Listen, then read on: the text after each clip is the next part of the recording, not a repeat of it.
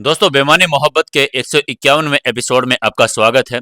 अगर आप पहली बार हमारे चैनल सुकून एफएम से जुड़े हैं तो चैनल को सब्सक्राइब जरूर कर लें। आपको कहानी अच्छी लग रही है तो वीडियो को लाइक करें और हमें कमेंट करके जरूर बताएं कि आपको कहानी कैसी लग रही है। चलिए शुरू करते हैं कहानी। माही के मॉम डैड का ऑपरेशन हो चुका था। उनकी तबीयत लगभग ठीक थी। उधर युवराज इस हमले के पीछे छिपे जिम्मेदार लोगों को ढूंढने में लगा हुआ था। उसका गुस्सा अब और बढ़ता ही जा रहा था। वो किसी भी हाल में उन लोगों तक पहुंचना चाहता था जिन्होंने माही के माता पिता को नुकसान पहुंचाया था और जिसकी वजह से माही उससे दूर हो रही थी। तभी उसके मोबाइल की घंटी बजी और वसीम का कॉल आ रहा था। युवराज ने तुरंत कॉल उठाई और सामने से वसीम ने कहा, मालिक, मुझे पता लगा है कि इस हमले के पीछे कोई ईगल गैंग का सरगना जोगिंदर है, लेकिन उसने ये सब अपने मन से नहीं किया बल्कि उसे किसी लड़के ने इसके लिए कहा था। युवराज अब शांत नहीं बैठा था। वो जानता था कि इस मास्टरमाइंड को पकड़ने के लिए अब कुछ ना कुछ तो जरूर करेगा और जब तक वो उसे पकड़ नहीं लेता तब तक उसे चैन नहीं मिलेगा। युवराज अभी भी अपने रूम में बैठा लड़की के बारे में सोच रहा था। आखिर कौन हो सकती है ये लड़की? उसने अपने बिजनेस वर्ल्ड में सभी बिजनेस अराइवल वुमन के नाम से भी सोचना शुरू कर दिया और इस हमले के साथ जोड़कर देखने लगा। नहीं, कीर्ति भी नहीं हो सकती। नहीं नहीं, वो भी नहीं हो सकती। वो खुद ही बड़बड़ा रहा था।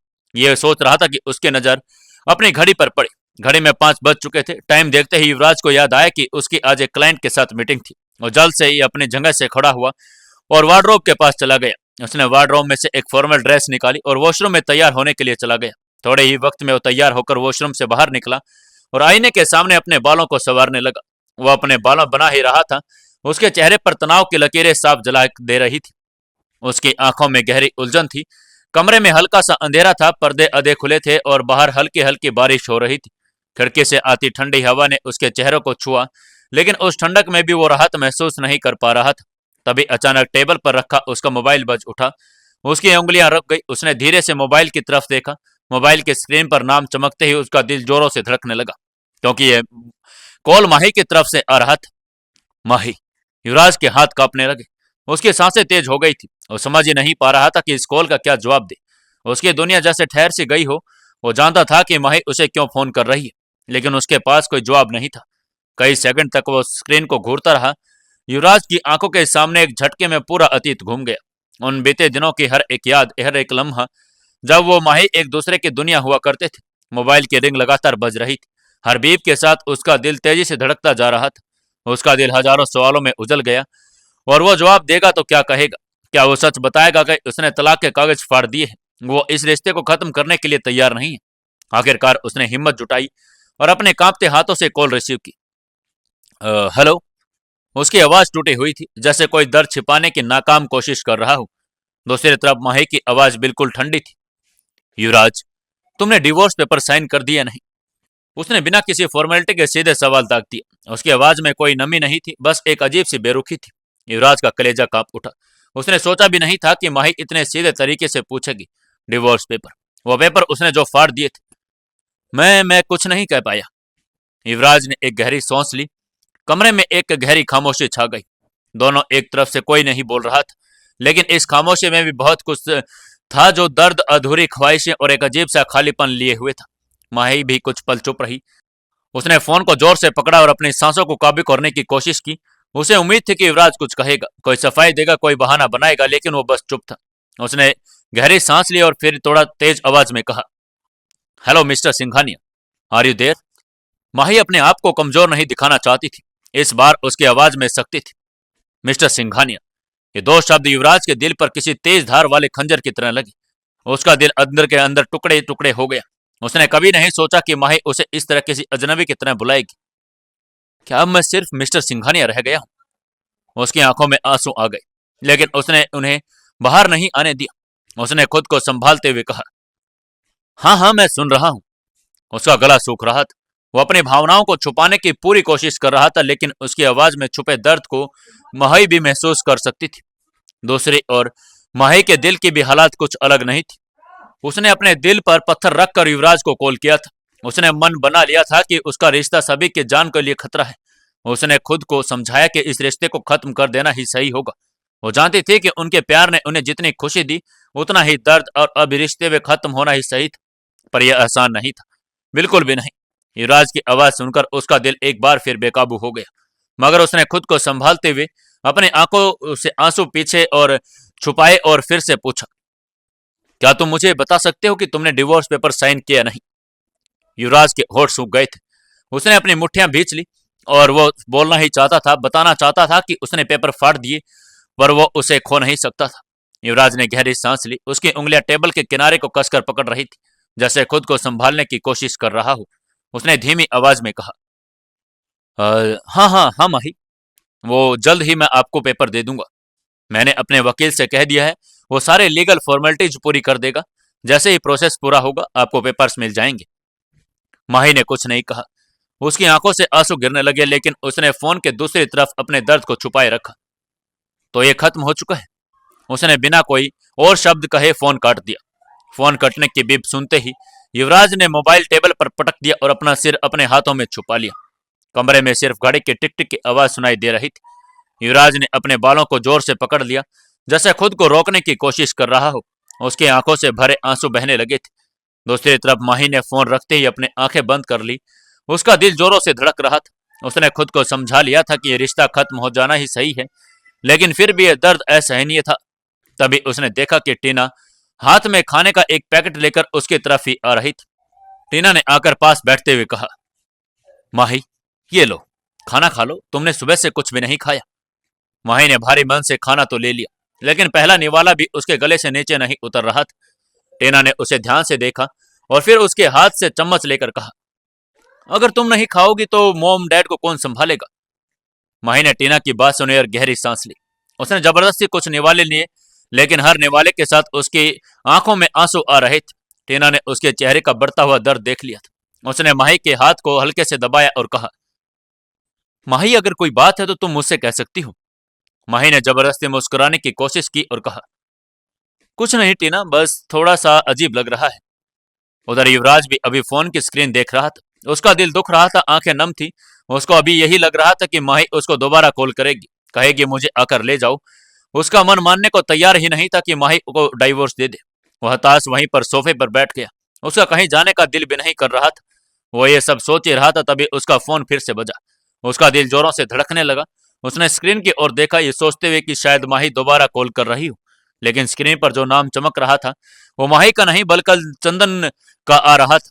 युवराज ने गहरी सांस ली और फोन उठाया। हेलो सर, आप मीटिंग के लिए तैयार हो गए हैं? चंदन की आवाज आई। युवराज थका हुआ महसूस कर रहा था। उसने भारी आवाज में कहा, चंदन, ये मीटिंग कैंसिल कर दो, मेरा आज मन नहीं। चंदन समझ गया कि कुछ तो गड़बड़ है, मगर वो जानता था कि यह मीटिंग बहुत जरूरी थी।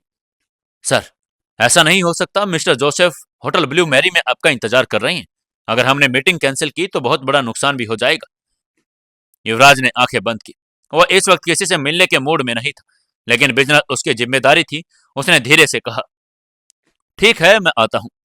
फोन काटने के बाद उसने अपनी जैकेट उठाई और होटल मैरी के लिए निकल पड़ा। युवराज कार की ड्राइविंग सीट पर बैठा था, लेकिन उसका दिमाग कहीं और ही था। ब्लू मैरी होटल की तरफ बढ़ती उसकी कार की रफ्तार तेज हो गई थी, लेकिन उससे भी तेज उसके दिमाग में चल रहे ख्याल थे। हर बार की तरह आज भी उसकी सोच का केंद्र माही थी। उसकी आंखों में वही मासूम चेहरा घूम रहा था जो कभी उसके प्यार में डूबा रहता था। वो चेहरा जो अब बेरुखी और गुस्से में तब्दील हो गया था। और सबसे बड़ा सवाल, वो लड़की कौन थी जिसने ईगल गैंग के सरगना जोगिंदर के साथ मिलकर माही के माता पिता पर हमला करवाया था? युवराज की पकड़ स्टीयरिंग व्हील पर कस गई। उसकी आंखों में गुस्से की एक तेज चमक आ गई। युवराज को जितना याद आ रहा था, उसने कभी भी ऐसी लड़की के बारे में सुना नहीं था जो जोगिंदर के गिरोह से जुड़ी हो। पर एक बात साफ थी, ये बड़ी किसी साजिश का हिस्सा ही था। कार की खिड़की की ठंडी हवा उसके चेहरे से टकरा रही थी, लेकिन उसकी आंखों में बस माही की यादें तैर रही थी। उसका दिमाग लगातार माही के शब्दों को दोहरा रहा था, युवराज, तुमने तलाक के पेपर साइन कर दिया नहीं। युवराज ने अपनी मुट्ठियां भींच ली। उसके अंदर बेचैनी बढ़ने लगी थी। उसने गुस्से में गाड़ी की स्पीड और बढ़ा दी। माही, क्या तुम जानबूझकर मुझसे दूर जा रही हो, या फिर तुम्हें किसी ने मजबूर किया है? इसका जवाब सिर्फ माही ही दे सकती थी, लेकिन अब उससे बात करने का कोई भी विकल्प भी नहीं बचा था। अब क्या करेगा युवराज? क्या होगा मीटिंग में, जानने के लिए जुड़े रहिए अपनी इस कहानी बेमानी मोहब्बत के साथ। दोस्तों, 152वें एपिसोड में आपका स्वागत है। चलिए शुरू करते हैं कहानी। युवराज ब्लू मैरी होटल के लिए निकल पड़ा था। कुछ ही देर में युवराज ब्लू मैरी होटल के गेट पर पहुंच गया। उसने तेजी से ब्रेक मारे और गाड़ी रोक दी। होटल के बाहर दो बॉडीगार्ड्स खड़े थे। जब उन्होंने युवराज को देखा तो तुरंत दरवाजा खोल दिया। होटल के अंदर का माहौल शांत था, लेकिन युवराज के अंदर तूफान मचा हुआ था। वो तेज कदमों से मीटिंग हॉल की तरफ बढ़ने लगा। रास्ते में उसे चंदन मिल गया। सर, सर आप ठीक तो हैं? चंदन ने चिंतित स्वर में पूछा। युवराज ने कोई जवाब नहीं दिया और सीधा हॉल में घुस गया। होटल ब्लू मैरी का आलिशान कॉन्फ्रेंस हॉल, जहां बड़ी बड़ी बिजनेस डील्स तय होती थी, आज उतना ही चमकदार वो लग रहा था। ऊंची ऊंची छतें, महंगे महंगे झूमर और विदेशी खुशबू से महकता कमरा। चारों ओर टेबल पर करीने से रखी फाइलें और लैपटॉप्स रखे हुए थे। मीटिंग हॉल में मिस्टर जोसेफ पहले से मौजूद थे। वो एक विदेशी बिजनेस टाइकून थे जो युवराज की कंपनी के साथ एक पार्टनरशिप करना चाहते थे और अपने बिजनेस को यहाँ भारत में और युवराज के बिजनेस को अपने देश में फैलाने की बात करना चाहते थे। युवराज ने अपने चेहरे पर जबरदस्ती एक हल्की मुस्कान लेकर आया और हाथ मिलाया। सॉरी, मैं थोड़ी देर में आया। कोई बात नहीं मिस्टर युवराज, हमें खुशी है हमें आपके साथ काम करने का मौका मिला, जोसेफ ने मुस्कुराते हुए कहा। मीटिंग शुरू हुई, लेकिन युवराज का ध्यान कहीं और ही था। उसके दिल और दिमाग में अभी वही सवाल गूंज रहा था, वो लड़की थी कौन? तभी एक अनजान नंबर से युवराज के फोन पर मैसेज आया। उसने मैसेज खोलकर देखा तो उसमें लिखा था, अगर तुम उस मास्टरमाइंड की सच्चाई जानना चाहते हो तो रात 10 बजे सिटी पार्क आओ। युवराज की आंखें चौड़ी हो गई। ये कौन हो सकता है? वह एक बड़े बिजनेस डील के लिए यहां मौजूद था, मगर उसका मन कहीं और ही था। उसकी नजरें जोसेफ की तरफ थी, लेकिन ध्यान पूरी तरह अनजान नंबर से आए हुए मैसेज पर अटक गया था। जोसेफ ने नजरें युवराज पर ही रखी थी। उसने देखा कि युवराज का ध्यान मीटिंग में ना होकर उसके मोबाइल में है, इसलिए उसने थोड़ा हेजिटेट करते हुए पूछा, mister Singhania, are you listening? Joseph की गहरी नीली आंखों में सवाल था। वो एक अनुभवी बिजनेसमैन था जिसने दुनिया के कई बड़े लोगों के साथ काम किया था, लेकिन आज पहली बार उसे महसूस हो रहा था कि सामने बैठा व्यक्ति उसकी बातों पर ध्यान नहीं दे रहा है। युवराज ने हल्के से सिर हिलाया और जबरदस्ती मुस्कुराने की कोशिश की। Yes mister Joseph, I am listening. लेकिन सच तो यह था कि वो एक शब्द भी नहीं सुन रहा था। वो सोच रहा था कि आखिर अब ये मैसेज का क्या मतलब है? क्या मुझे वहां जाना चाहिए? कहीं कोई उसके साथ मजाक तो नहीं कर रहा है? फिर उसने मन ही मन अपने आप से कहा, लेकिन किसी को क्या मालूम कि मैं किसी लड़की को ढूंढ रहा हूं जो मजाक करेगा। मुझे वहां जाना ही होगा, क्या मालूम ये मैसेज सच्चा हो। उसके माथे पर सिलवटें आ गई। उसने गहरी सांस में वो डूब गया था। उसकी उंगलियां टेबल पर पड़े कागजों के कोने को मोड़ने लगी। जोसेफ ने इस बार अपनी कुर्सी से थोड़ा आगे झुकते हुए कहा, Mister Singhania, you don't seem interested in this deal. If there is any issue we can reschedule. Yuvraj को महसूस हुआ और अब उसे संभालना ही पड़ेगा। उसने लंबी सांस ली, अपनी उंगलियां फाइल के ऊपर टकराई और बोलने की कोशिश की, no no it's fine, let's process. लेकिन उसके शब्दों में कॉन्फिडेंस की कमी थी। जोसेफ अपनी प्रेजेंटेशन जारी रखा, मगर युवराज की आंखों में सामने सब कुछ मिनटों पहले आए मैसेज में घूम रहा था। फिर अचानक उसको माही याद आने लगी। माही की वो मासूम हंसी, उसके झील जैसे गहरी आंखें, लेकिन अब वो ठंडी हो चुकी थी। अब उनमें प्यार नहीं, बस सिर्फ बेबसी दिखाई पड़ती थी। So Mister Singhania, if you agree please sign the contract, Joseph ने अपनी प्रेजेंटेशन पूरी करते हुए कहा। युवराज ने एक झटके में अपनी सोच को झटकते हुए जोसेफ की ओर देखा और मुस्कुराते हुए कहा, यस आई एम एग्री। उसने पेन उठाया और बिना पढ़े कॉन्ट्रैक्ट साइन कर दिया। जोसेफ ने मुस्कुराते हुए हाथ बढ़ाया। Congratulations Mister Singhania, I hope this deal brings great success to both of us. Yuvraj ने मजबूरी में हाथ मिलाया, लेकिन करोड़ों की डील साइन होने के बाद भी उसके चेहरे पर खुशी का कोई भाव नहीं था। मीटिंग के बाद सभी लोग खड़े हुए और अपने अपने तरीके से एक दूसरे को कांग्रेचुलेट किया, मगर युवराज ने इसके लिए कोई मतलब भी नहीं था। जैसे वो बाहर निकला, चंदन उसके पास आया और धीरे से पूछा, सर सब ठीक तो है ना? आप काफी बेचैन लग रहे हैं। युवराज ने चंदन की तरफ देखा। उसकी आंखों में एक अजीब सी बेचैनी थी, जैसे वो किसी बहुत बड़े तूफान के अंदर को अंदर समेटे हुए था। उसने गहरी सांस लेते हुए कहा, चंदन मेरे पास तुम्हारे लिए एक काम है। जी सर, बोलिए ना, चंदन ने सिर झुकाते हुए कहा। मुझे ईगल गैंग के बारे में पूरी जानकारी चाहिए। उसको गैंग में कितने अभी लोग हैं और किस किस से ईगल गैंग के कॉन्टैक्ट है। हर एक बारीकी से बारीक जानकारी मुझे चाहिए, युवराज ने चंदन का ऑर्डर देते हुए कहा। चंदन ने भी एक ईमानदार और हार्डवर्किंग एम्प्लॉय की तरह सिर हिलाते हुए कहा, जी सर, मैं अभी शुरू करता हूँ। चंदन ये कहता हुआ वहां से चला गया। युवराज वापस उस मैसेज के बारे में सोचने लगा। उसने अपना मोबाइल निकाला और एक बार फिर उस मैसेज को पढ़ा और फिर कुछ सोचने लगा। थोड़ी देर सोचने के बाद उसने अपना मोबाइल में एक नंबर डायल किया और कुछ ही रिंग्स के आगे किसी ने फोन उठा लिया। दूसरी तरफ से एक भारी सी आवाज आई, जी भाई बताइए। मैं तुम्हें एक नंबर सेंड कर रहा हूं, मुझे उसकी पूरी जानकारी चाहिए, युवराज ने कहा और फोन काट दिया। जिस अनजान नंबर से युवराज को मैसेज आया था वो नंबर उसको फॉरवर्ड कर दिया। वो विंडो का बाहर का नजारा देख रहा था। बाहर रात का अंधेरा फैल चुका था, समुद्र की लहरें उछल कर रही थी और युवराज का दिल भी उन लहरों में तरह ऊपर नीचे हो रहा था। तभी होटल ब्लू मैरी की मैनेजर आरोही वहां आई। एक्सक्यूज मी सर, आरोही ने कहा।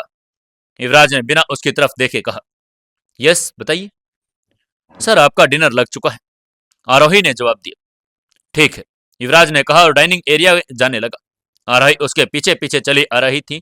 युवराज डाइनिंग टेबल के पास पहुंचा तो आरोही ने उसके बैठने के लिए कुर्सी पीछे खींची और एक बड़ी सी मुस्कान के साथ उसको देखने लगी। युवराज ने भी झूठी मुस्कान के साथ उसको देखा और कुर्सी पर बैठ गया। आरोही खुद को एक एक करके डिश सर्व करने लगी। आरोही युवराज को इम्प्रेस करना चाहती थी। आरोही बहुत खूबसूरत थी, झील से गहरी आंखें, तीखा नाक और चेहरे से कोमल होठ। कोई भी उसकी खूबसूरती पर मर मिटे, लेकिन युवराज उसको बिल्कुल भी भाव नहीं दे रहा था। युवराज ने जब देखा आरोही उसके सामने अलग अलग डिशेज रखती ही जा रही है, युवराज ने उसको रोक कर कहा, आरोही तुम जाओ, अगर मुझे किसी चीज की जरूरत होगी तो तुम्हें बुला लूंगा। आरोही को युवराज की बात बिल्कुल पसंद नहीं आई, लेकिन वो कुछ भी नहीं कर सकती थी और चुपचाप वहां से बाहर निकल गई। लेकिन वो वही दरवाजे के पास खड़ी होकर युवराज को देख रही थी। वो किसी तरह भी उसको युवराज की गुड बुक्स में आना चाहता था। उसने मन ही मन सोचा, मुझे किसी भी तरह युवराज सर को पटाना ही होगा। एक बार वो मेरे करीब आ जाएं तो मैं भी अमीर हो जाऊंगी। आरोही सिर्फ पैसों की वजह से युवराज के करीब आना चाहती थी।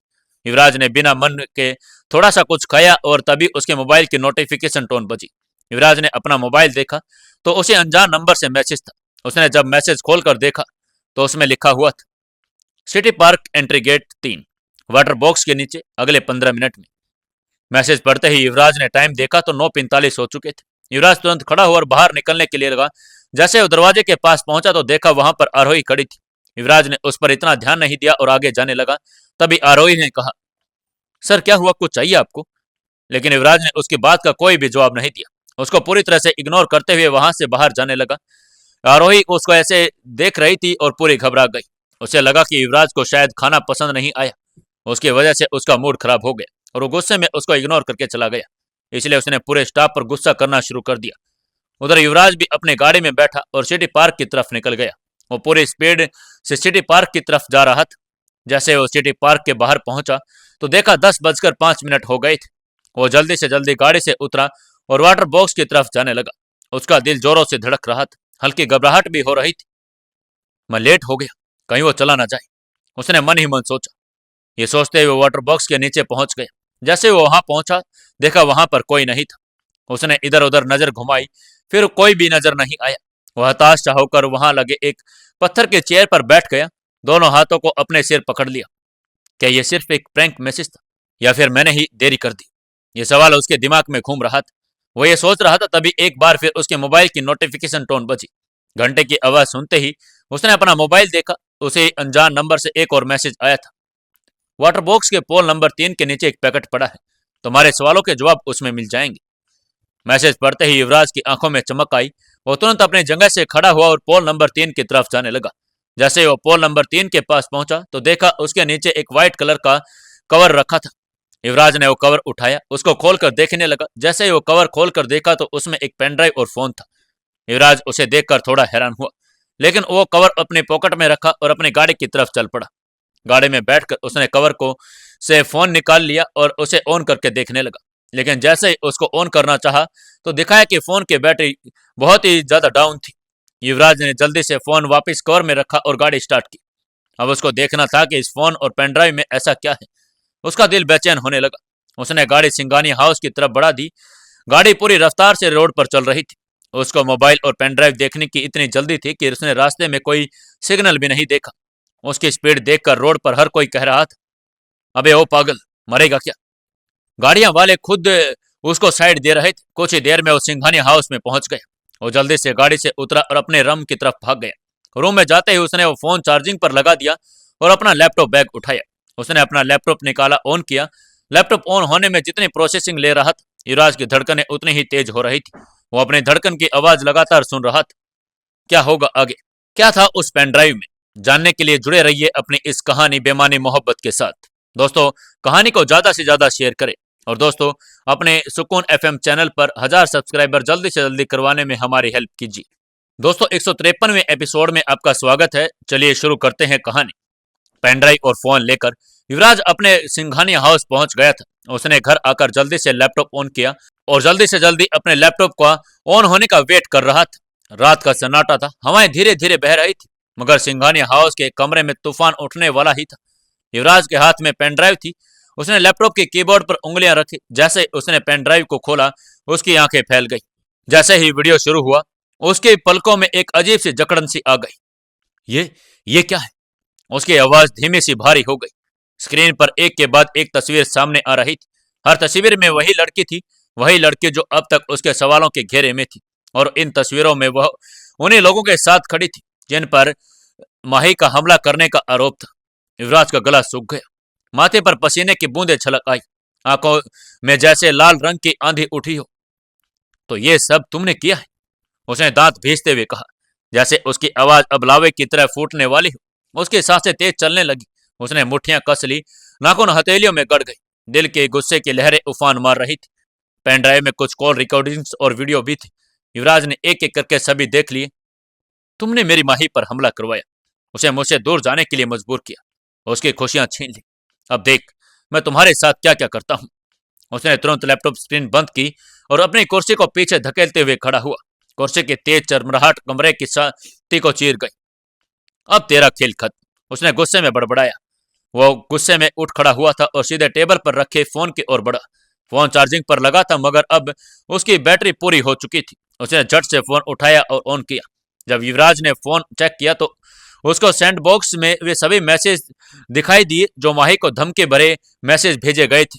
हर मैसेज को पढ़कर उसका खून खोलने लगा। ये तो माही को धमकाने वाले मैसेज है, उसे मजबूर करने के लिए। उसका गला रुंध गया, आंखों में आग जल उठी, उसकी सांसें और तेज हो गई। गुस्से में उसने फोन को जोर से टेबल पर पटक दिया। उसका गला और भी ज्यादा सूख रहा था, आंखों में आग जल से उठी, उसकी सांसें तेज हो गई। और अब तुझे कोई नहीं बचा सकता, उसने बड़बड़ाते हुए अपने हर कदम की ओर आगे बढ़ा दिया। लेकिन जैसे ही वो अपने कमरे के दरवाजे के पास पहुंचा, काव्या सामने से चली आ रही थी। काव्या जब उसके पास पहुंची तो उसने देखा कि युवराज गुस्से में आग बबूला हो रहा था। उसकी चाल तेज थी, चेहरे पर क्रोध की लाली थी, आंखों में खून उतर आया था। उसने देखा कि युवराज कहीं जा रहा है और उसके चेहरे पर गुस्सा साफ दिखाई दे रहा है। क्या हुआ युवराज, इतने गुस्से में कहां जा रहे हो? काव्या ने उसके आस पास आते ही पूछा। मुझे उसका पता चल गया है, जो माही पर हमले करवा रहा था, उसे तलाक लेने के लिए मजबूर कर रहा था, युवराज ने गुस्से में कहा और काव्या को लैपटॉप स्क्रीन की तरफ इशारा किया। फिर वापस मुड़ा और बाहर की तरफ जाने लगा। काव्या ने स्क्रीन पर दिखाई दे रही तस्वीरें देखी, फिर युवराज की तरफ देखा और बाहर दरवाजे की तरफ बढ़ता ही जा रहा था। उसने उसकी बाजू पकड़कर उसे रोका और कहा, युवराज रुको। युवराज ने झटके में अपनी बाजू छुड़ा ली और काव्या की आंखों में गुस्से से देखते हुए बोला, दीदी मैं अब और नहीं रुक सकता, मुझे सब पता चल गया है। जिसने मेरी माही की जिंदगी को जहन्नुम बना दिया, मैं अब उसे और जिंदा नहीं छोड़ूंगा। काव्या ने उसके चेहरे पर गुस्से की आग देखी। उसका जबड़ा कस चुका था, नसें तनी हुई थी और आंखें जैसे बदला लेने को तैयार थी। गुस्से की वजह से उसकी सांसें तेज होने लगी थी। युवराज खुद को संभालो, गुस्से में लिए गए फैसले हमेशा गलत होते हैं। काव्या ने उसे समझाने की कोशिश की। नहीं दीदी, मैं एक मिनट भी इंतजार नहीं कर सकता। मैंने बहुत सह लिया, माही ने बहुत सह लिया, अब बारी मेरी है। उसकी आवाज कांप रही थी, लेकिन उसमें एक दृढ़ता थी। युवराज सुनो, हमें इसे खत्म करना है, मगर दिमाग से। अगर तुम अब जाकर उसे कुछ कह दोगे तो मामला वहीं खत्म हो जाएगा, लेकिन अगर तुम उसे वहीं दर्द दो जो उसने माही को दिया है, तभी हमारा बदला पूरा होगा। काव्या ने युवराज को समझाते हुए कहा। युवराज छिटक गया। क्या क्या दीदी, क्या मतलब? काव्या ने गहरी सांस ली और कहा, मतलब ये कि इसे हर चीज से अलग करो। जैसे इसने माही की दुनिया उजाड़ी, वैसे ही इसे इसकी दुनिया से काट दो। पहले इसे अकेला करो, फिर इसके सबसे बड़ा डर बनो, और सिर्फ यही बदला नहीं, न्याय होगा। युवराज की आंखों में हल्की नरमी आई। उसकी सांसें भी तेज थी, मगर अब वो सोचने पर मजबूर हो गया था। युवराज ने उसकी तरफ देखते हुए पूछा, तो फिर दीदी आप ही बताइए हमें क्या करना चाहिए? तुम एक काम करो, पहले उसके हर साथी को पकड़ना होगा जो भी इसके साथ मिला हुआ है। पता तो चले कि जो सबूत तुम्हें मिले हैं वे सही भी हैं या नहीं। कहीं किसी ने उसे फंसाने की कोशिश तो नहीं की। काव्या ने उसे प्लान बताया। युवराज को भी उसका प्लान सही लगा। उसने गहरी सांस ली और कहा, दीदी दीपक और बख्तावर को मैंने पहले ही पकड़ लिया था, मगर उन्होंने कुछ नहीं बताया। अब सिर्फ ईगल गैंग का सरगना जोगिंदर बचा है। काव्या की आंखों में चमक आई। तो फिर उसे भी पकड़ना पड़ेगा, उसने कहा।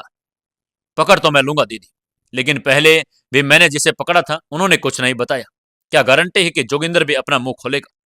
युवराज ने उसे पूरी बात बताई कि कैसे बख्तावर ने अपनी जान तक दे दी, लेकिन किसी का नाम नहीं कहा। काव्या भी अब सोच में पड़ गई कि करना क्या चाहिए। दोनों को कुछ समझ नहीं आ रहा था कि उन्हें आगे क्या करना है। हाल की घड़ी की सुइयां धीरे धीरे अपनी रफ्तार से आगे बढ़ रही थी, लेकिन युवराज और काव्या के दिमाग की उलझनों की गहराइयां और बढ़ती जा रही थी। दोनों सोफे पर बैठे थे, लेकिन उनकी आंखों में बेचैनी थी, चेहरे पर चिंता की लकीरें और मन में गुस्से की ज्वाला धधक रही थी। युवराज की आंखों में लालिमा थी, उसकी मांसपेशियां तन चुकी थी, उसकी मुठ्ठियां इतनी जोर से भिंची हुई थी कि उसके नाखून उसके हथेलियों में धंसते जा रहे थे। उसने अभी अभी पेन ड्राइव में जो देखा, उसके अंदर तक एक तूफान खड़ा हो गया था। काव्या, जो हमेशा शांत और समझदार रहती थी, इस वक्त अभी अपने छोटे भाई को इस हालात में देखकर खुद को संयमित रखने की कोशिश कर रही थी।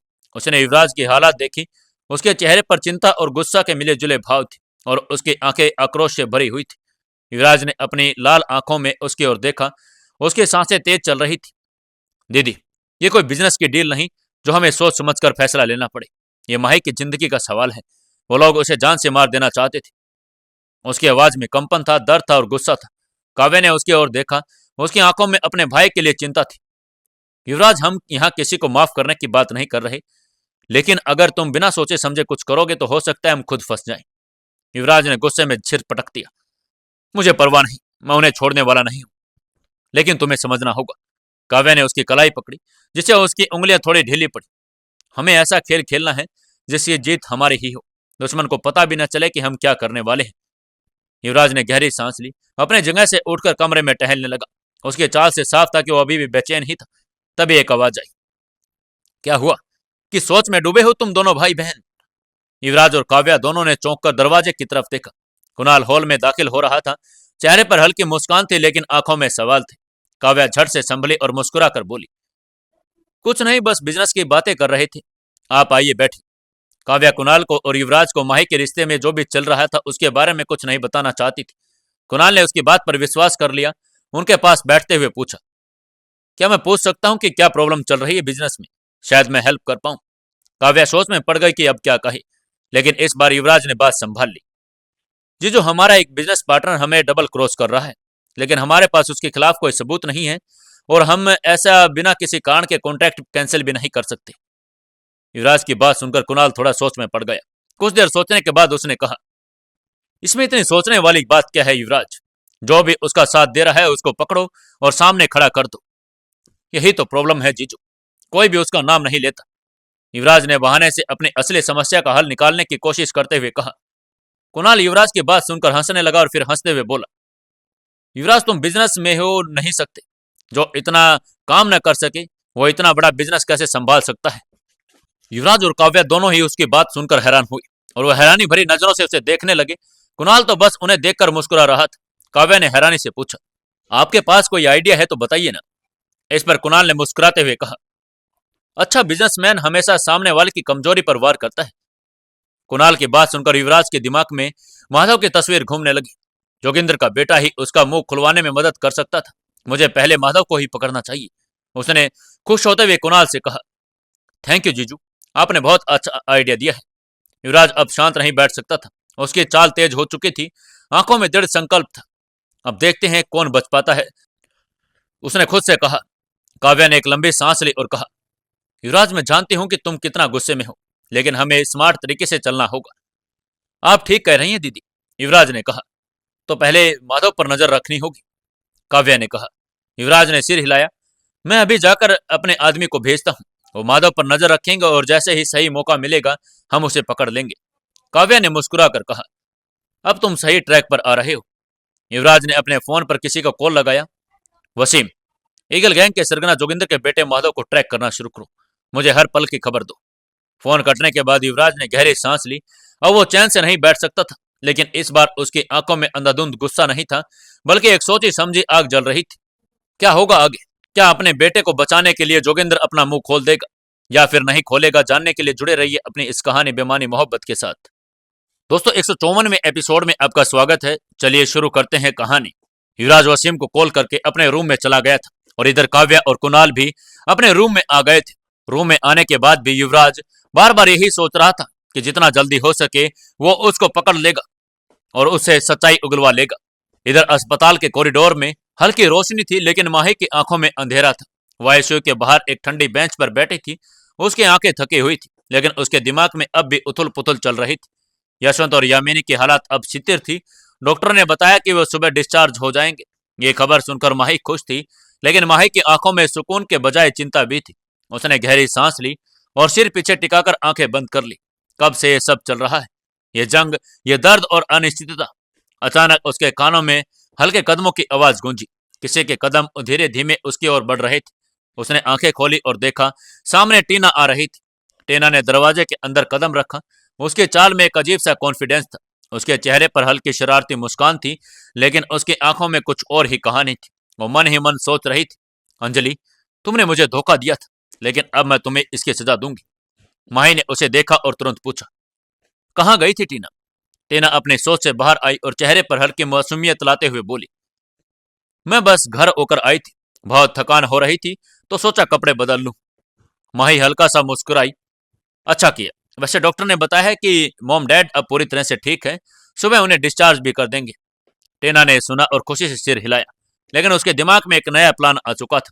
उसने आंखें थोड़ी सिकोड़ ली और हल्का स्वर में कहा, डिस्चार्ज तो हो जाएंगे, लेकिन कब तक ठीक रहेंगे ये कौन जानता है। माही चौंक गई। उसने भौहें चढ़ाते हुए कहा, क्या मतलब टीना?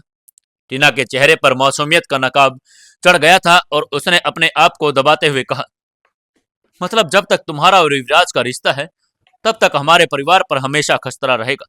कभी भी कुछ हो सकता है। ऐसे में तुम्हें इतना खुश होने की क्या जरूरत? माही ने अपनी मुट्ठियां कस ली। उसका चेहरा गंभीर हो गया। उसकी आंखों में एक दर्द झलकने लगा, जिसे वो कब से छुपाने की कोशिश कर रही थी। उसने धीरे से कहा, टीना तुम चिंता मत करो, मैंने युवराज से कह दिया कि जल्दी से जल्दी डिवोर्स पेपर साइन कर दे, और उन्होंने भी कहा है कि वकील को पेपर्स दे दिए गए हैं और वो जितना भी जल्दी हो सकेगा उतना जल्दी प्रोसेस करेगा और वो साइन करके हमें दे देंगे। टीना के चेहरे पर एक चमक आ गई। उसे यकीन नहीं हो रहा था कि सब उसकी प्लानिंग के मुताबिक हो रहा हो। उसने मन ही मन सोचा, चाहे कुछ भी हो, अब माही और युवराज के बीच कोई रिश्ता नहीं रहेगा और अंजलि का भी मामला खत्म। अब मैं युवराज को अपना बनाकर ही रहूंगी। टीना का दिमाग तेजी से चल रहा था। अब उसे सिर्फ एक और कदम उठाना था। उसे युवराज को पूरी तरह से अपने पक्ष में करना ही था। अस्पताल के कॉरिडोर में हल्की रोशनी थी और एक तरफ आईसीयू के बाहर रखे सोफे पर दोनों को कब से नींद आ गई, उनको पता ही नहीं चला। रात भर की थकान ने उन्हें जकड़ लिया था। माही के सिर पर हल्की लटें बिखरी हुई थी और उसके चेहरे पर चिंता की लकीरें अब भी साफ दिखाई दे रही थी। टीना का सिर हल्का सा एक तरफ लुढ़क गया। उसके होठों पर हल्की मुस्कान थी, जैसे वो किसी साजिश के बारे में सोचते सोचते ही सो गई हो। कुछ घंटों बाद माही की आंखों में एक हलचल हुई। उसने धीरे से आंखें खोली और देखा कि खिड़की में हल्की धूप अंदर आ रही है। सुबह हो चुकी थी। उसने एक पल के लिए अपनी कलाई घुमाई, हाथ अकड़ गए थे। फिर उसने पास ही बैठी टीना की ओर देखा और हल्के से उसे हिलाते हुए कहा, टीना, टीना उठो, सुबह हो गई है। टीना ने करवट ली और अपनी आंख मलते हुए कहा, इतनी सुबह जल्दी आज कैसे हो गई? माही हल्का सा मुस्कुराई और कहा, हम आईसीयू के बाहर बैठे बैठे ही सो गई थी, चलो मॉम डैड से मिलते हैं। टीना ने जम्हाई ली और फिर अपने बालों को ठीक करते हुए खड़ी हो गई। दोनों बहनें धीरे धीरे अपने मॉम डैड के प्राइवेट रूम की तरफ बढ़ने लगी। जैसे माही और टीना कमरे में पहुंची, उन्होंने देखा कि यामिनी अभी भी सो रही थी। उनके चेहरे पर शांति थी, लेकिन बीते दिनों की तकलीफ उनके चेहरे की झुर्रियों को साफ झलक आ रही थी। वहीं दूसरी और यशवंत अपने बेड पर बैठे थे। उनका चेहरा गंभीर था। उनकी आंखों में किसी गहरी सोच डूबी हुई थी। माही ने पास आकर धीरे से कहा, गुड मॉर्निंग डैड, क्या सोच रहे हैं आप? यशवंत ने चौंक कर माही की ओर देखा, फिर हल्की मुस्कान के साथ बोले, गुड मॉर्निंग बेटा, मैं बस यही सोच रहा था कि तुम लोगों ने हमारे इलाज के लिए इतने पैसे कहां से इकट्ठे किए होंगे। फिर उन्होंने हल्की आवाज में कहा, मैंने नर्स को कहते हुए सुना था कि हमारे ऑपरेशन के लिए तुम लोगों ने 30 करोड़ रुपए दिए हैं। उनका यह सवाल सुनते ही माही और टीना दोनों ही एक दूसरे की ओर देखने लगे। माही के चेहरे पर हल्की झिझक थी, जैसे वह सवाल सुनने के लिए तैयार नहीं थी। माही ने फौरन यशवंत का हाथ पकड़ लिया और हल्के स्वर में बोली, डैड आप बिल्कुल चिंता मत करिए, यह पूरा खर्चा मेरी कंपनी की बॉस मिस शिवानी उठा रही है। यशवंत की आंखें चौड़ी हो गई। क्या तुम्हारी बॉस? माही ने सिर हिलाया। हाँ बाबा, उनका कहना है कि हम सब एक परिवार हैं और हमें एक दूसरे का ख्याल रखना चाहिए। उन्होंने बताया कि उनके मॉम डैड का भी इलाज पैसों की वजह से नहीं हो पाया था। उन्होंने भी उन्हें खो दिया जब वो उनके पास पैसे नहीं थे, और अब उनके पास पैसे हैं तो वो चाहती हैं कि कोई भी किसी अपने को पैसों की कमी की वजह से न खो पाए। इसलिए उन्होंने कहा कि आप चिंता मत करें और सारा खर्चा कंपनी ही उठाएगी। यशवंत का दिल एकदम भारी हो गया। उन्होंने गहरी सांस ली और माही के सिर पर हाथ फेरते हुए कहा, बेटा, दुनिया में ऐसे लोग बहुत कम होते हैं जो दूसरों के लिए इतना बड़ा बलिदान देते हैं। शिवानी जैसी इंसान की कीमत शब्दों में नहीं बता सकते, और कभी भी ऐसे इंसान को धोखा मत देना। माही की आंखों में नमी आ गई। उसने एक हल्की मुस्कान के साथ कहा, हाँ डैड, वो बहुत खास है।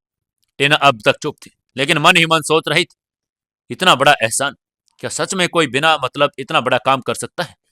धीरे धीरे अस्पताल में हलचल बढ़ने लगी। मरीजों के राउंड शुरू हो चुके थे और नर्सें अपने अपने काम में व्यस्त थी।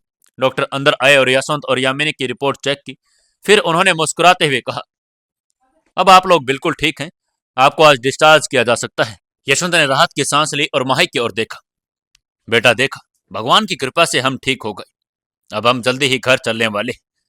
माही की आंखों में चमक थी, लेकिन उसके चेहरे पर हल्की चिंता अभी भी बनी हुई थी। वो जानती थी कि मॉम डैड अस्पताल से तो निकल जाएंगे, लेकिन उनका असली संघर्ष घर पहुंचने के बाद शुरू होगा।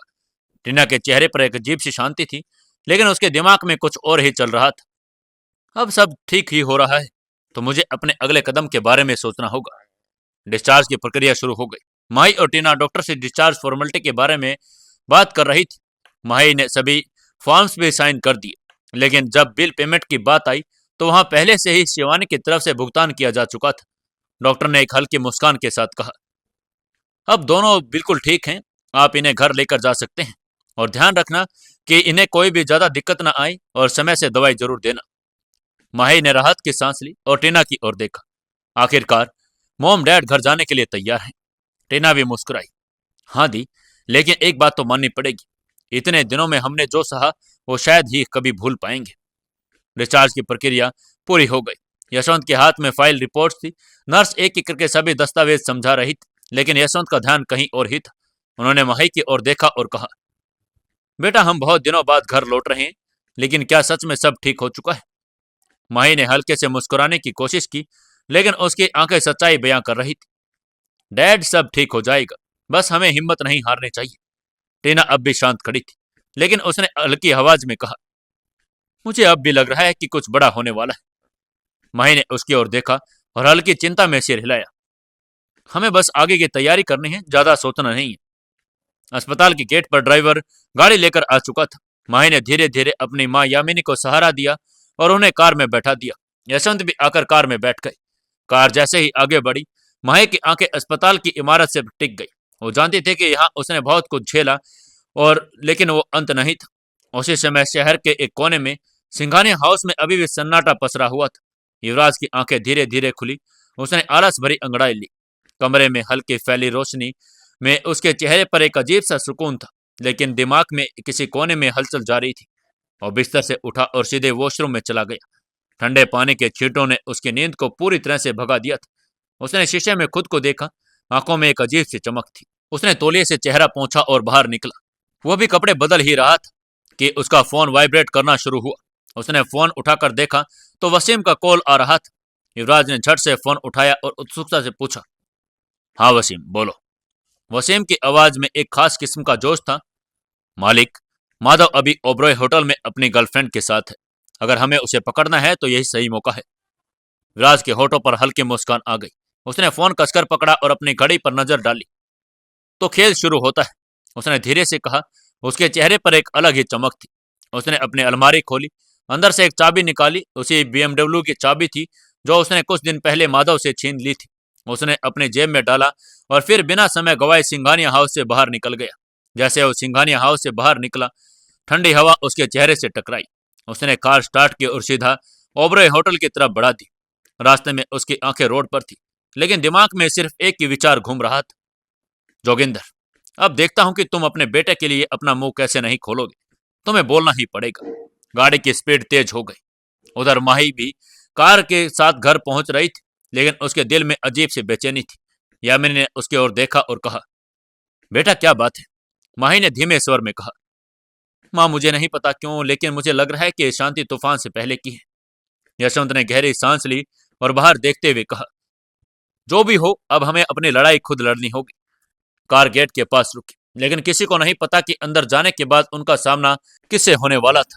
क्या युवराज उधर माधव को पकड़ पाएगा? क्या होगा आगे, जानने के लिए जुड़े रहिए अपनी इस कहानी बेमानी मोहब्बत के साथ। दोस्तों, 155वें एपिसोड में आपका स्वागत है।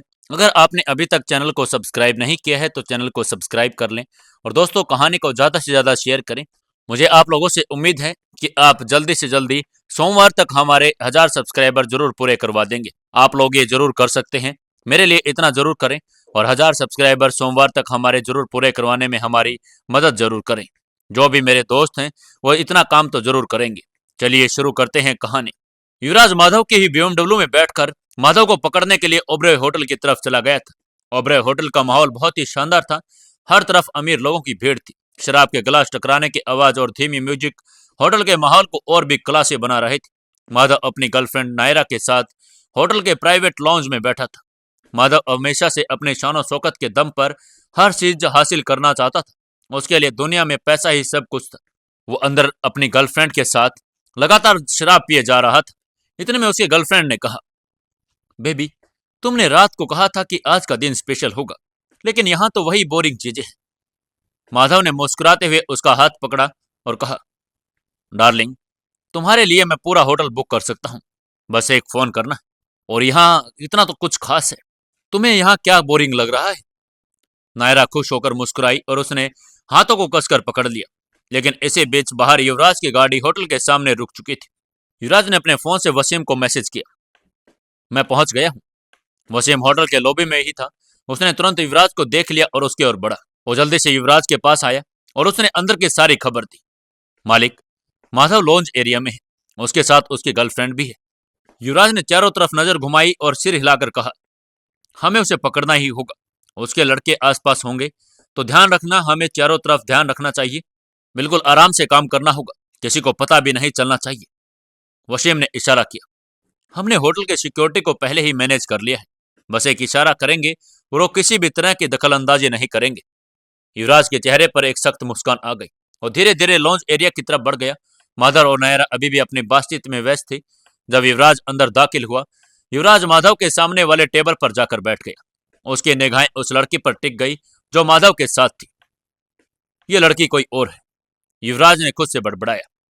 मुझे तो लगा था कि इसके साथ उस दिन वाली लड़की होगी जिसे ये रोड पर प्रपोज कर रहा था। वो ये सब सोच ही रहा था कि माधव की निगाहें उससे टकरा गई। ठीक यही तो युवराज चाहता था। उसे मालूम था कि अगर माधव उसे देखेगा तो गुस्से में जल उठेगा और उस दिन की बात को लेकर उससे बदला लेने की सोचेगा। उसका प्लान कामयाब हो रहा था। युवराज को देखते ही माधव की भौहें तन गई। उसने गुस्से में उसे घूरना शुरू कर दिया, लेकिन तभी वहां कुछ ऐसा हुआ जिसने माधव के गुस्से को और भी भड़का दिया। युवराज के पास एक लड़की आकर रुकी। माधव ने जैसे ही उस लड़की को देखा, उसकी आंखें क्रोध से लाल हो गई। ये लड़की कोई और नहीं बल्कि ये वही लड़की थी जिसे उसने उस दिन प्रपोज किया था। युवराज जब होटल में दाखिल हो रहा था, तभी उस लड़की ने उसे बाहर देख लिया था। वो अपनी कार से उतरकर पीछे पीछे होटल में आ गई थी। वो सीधा युवराज के पास पहुंची और मुस्कुराते हुए बोली, हेलो सर, मेरा नाम कविशा है, क्या मैं आपके पास बैठ सकती हूँ? युवराज ने जब कविशा का चेहरा देखा तो उसे बैठने का इशारा किया। उसकी नजरें अभी भी माधव पर टिकी हुई थी, जो उसने गुस्से में काबू नहीं रख पा रहा था। जैसे ही कविशा बैठी, उसने युवराज से कहा, सर, मैं आपको थैंक यू कहना चाहती थी। उस दिन आपने मुझे माधव से बचा लिया। अगर उस दिन आप ना होते तो मुझे उसका प्रपोजल स्वीकार करना पड़ता। युवराज हल्का सा मुस्कुराया और बोला, कोई बात नहीं, आगे भी अगर तुम्हें कोई परेशान करे तो तुम मुझे बता सकती हो। ये कहते हुए उसने जानबूझकर कविशा के हाथ पर अपना हाथ रख दिया। माधव से अब और सहन नहीं हुआ। उसे इस बात की भी सुध नहीं थी कि वो पहले से एक लड़की के साथ वहां पर बैठा था। वो अपनी कुर्सी से खड़ा हुआ और गुस्से से आग बबूला होकर युवराज और कविशा की ओर बढ़ने लगा। युवराज की नजरें अब भी माधव पर जमी हुई थी। जब कविशा ने देखा कि युवराज उसकी ओर नहीं बल्कि किसी और की ओर देख रहा था, तो उसने भी मुड़कर देखा। जैसे उसकी निगाह माधव पर पड़ी, वो घबरा गई। उसने घबराते हुए युवराज से कहा, सर, मुझे बचाइए, वो मेरी तरफ ही आ रहा है, आपने मुझे। लेकिन इससे पहले कि कविशा अपनी बात पूरी करती, माधव उनके करीब आ चुका था। वो गुस्से में लाल पीला होता हुआ बोला, तुम यहाँ क्या कर रही हो? कविशा घबरा गई। उसे समझ ही नहीं आ रहा था कि वो क्या बोले। वो बस अपनी बड़ी बड़ी आंखों से माधव को देखती रह गई। तभी युवराज खड़ा हुआ और दोनों के बीच आकर बोला, मैंने बुलाया है इसे, अब तुम बताओ कि तुम्हें क्या परेशानी है। युवराज की बात सुनकर माधव अपना आपा खो बैठा। उसने गुस्से में चिल्लाते हुए कहा, तुम्हें तो मैं कब से ढूंढ रहा था, तुमसे तो मुझे उस दिन का भी बदला लेना है। ये कहते हुए उसने अपना हाथ उठाकर इशारा किया और उसके इशारा करते ही होटल के दरवाजे से 10-12 नकाबपोश फाइटर्स अंदर आ गए। उन्होंने एक जैसी सफेद ड्रेस पहन रखी थी, उनके चेहरे पर नकाब ढके हुए थे। होटल में अफरा तफरा मच गई। अब वो लोग बैठकर डर के मारे इधर उधर भागने लगे, लेकिन युवराज वहीं पर खड़ा रहा। वो शांत खड़ा था, जैसे उसके पहले वाले इन सब की उम्मीद थी। उसने धीरे से मुस्कुराकर कहा, तो खेल अब दिलचस्प हो गया है। चारों तरफ भगदड़ मची हुई थी, लेकिन युवराज अपने जगह पर अड़िग था। उसकी आंखों में वही ठहराव और आत्मविश्वास था जिसने उसे दूसरों से अलग बनाया था। माधव के इशारे पर 10-12 नकाबपोश फाइटर चारों ओर से युवराज को घेर चुके थे।